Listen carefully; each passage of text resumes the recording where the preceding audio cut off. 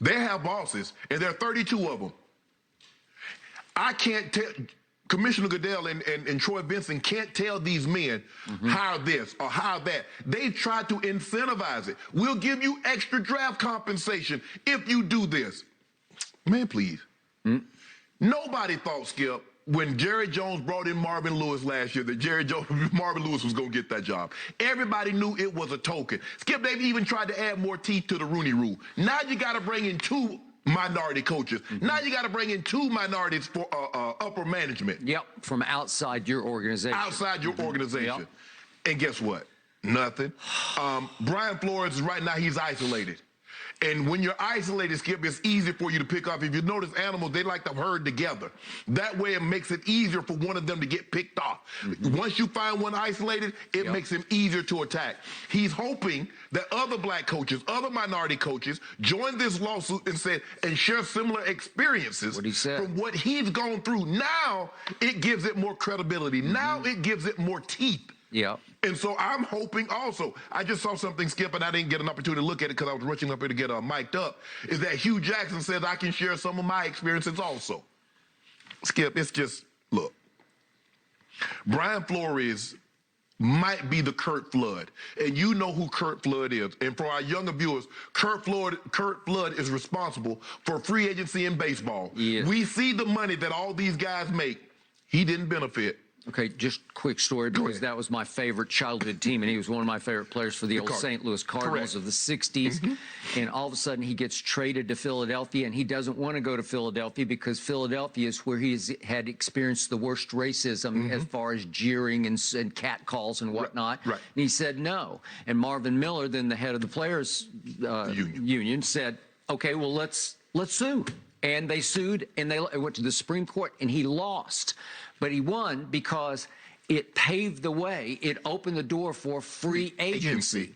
But in that case, there was a realistic goal out there of, what if we just open the floodgates? Well, now baseball players are by far the highest paid across the board because he sacrificed a job, and he got, however you want to say it, blackballed, or you like to say whiteballed. And I'll go with whiteballed. But Curt Flood was done at that point, and he was a really good, he was a Gold Glove center fielder.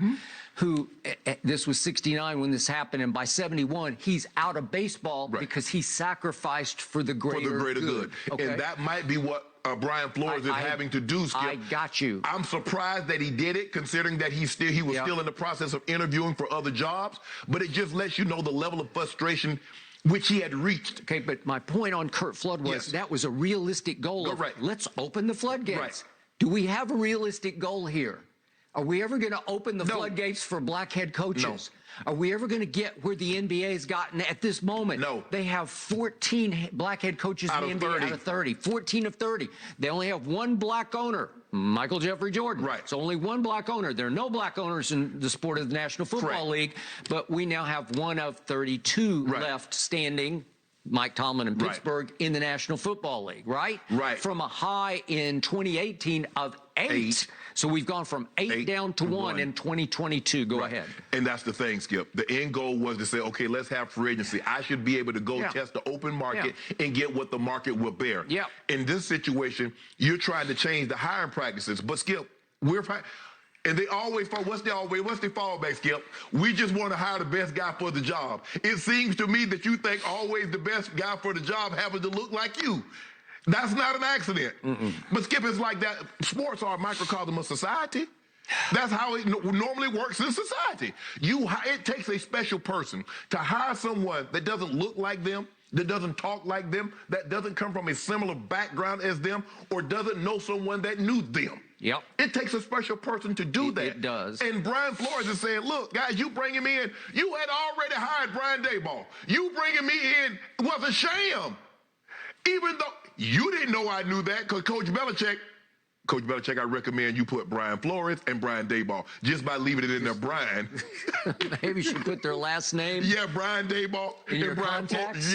Flores. Congratulations on getting the job. You know something I don't know? You got the job, right? I'm interviewing on Thursday. Then he texts back, Coach, are you sure you're not texting Brian Daboll instead of Brian? This is Brian Flores. Yes. And Belichick texts back, I effed up. Sorry.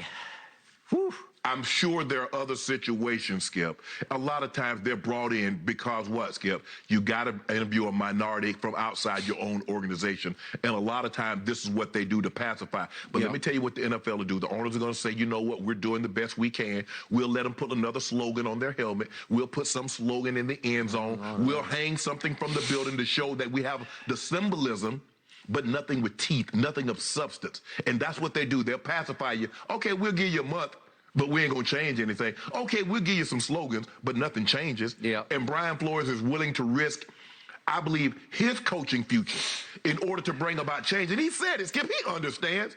It might cost me my coaching career. It might. But if I can bring about some change, some things need to change, and he's willing to run the risk. There are a lot, Skip, I believe there are a lot of black coaches that possibly thought about this, but saying if I sue the institution that I want to work in, the likelihood of me ever working in that institution again is not very good. We saw what happened with Colin Kaepernick. We knew it, first of all, we knew it was a death sentence the moment he took the stand that he took. Once he brought litigation, we knew for an absolute fact he's never, ever going to play another down in the National Football League. Hopefully, but Skip, I'm afraid that Brian Flores probably coached his last game in the National Football League.